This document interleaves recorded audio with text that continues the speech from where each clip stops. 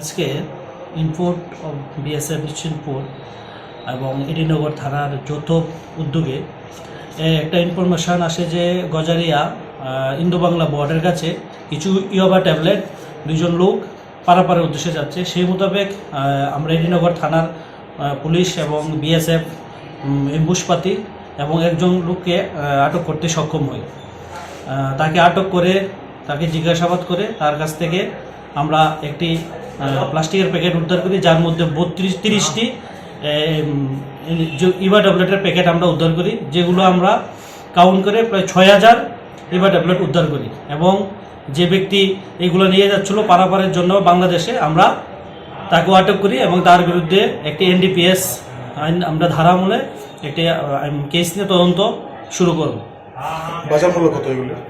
এইগুলো বাজার মূল্য প্রায় 5 লাখ টাকার কাছাকাছি। না, যাকে ধরা হয়েছে সে এমনিতে কি করে? সে এমনিতে এখানেই বাড়ি, বর্ডারের সঙ্গে বাড়ি। আমাদের বাকি তদন্ত চলবে ইনভেস্টিগেশনে। ওর সাথে আর কে কে যুক্ত আছে, ও কোন জায়গা থেকে মালগুলো কিনে নিয়ে এসে কোথায় পারাপারা করবে এবং তাকে কে সাহায্য করবে, এই সবগুলো আমরা ইনভেস্টিগেশন করে আমরা পুরোপুরি বার করবো। এবং তার সাথে যারা আরও যুক্ত আছে আমরা তাকেও অ্যারেস্ট করে এই কেসে আমরা ঢুকবো। কারণ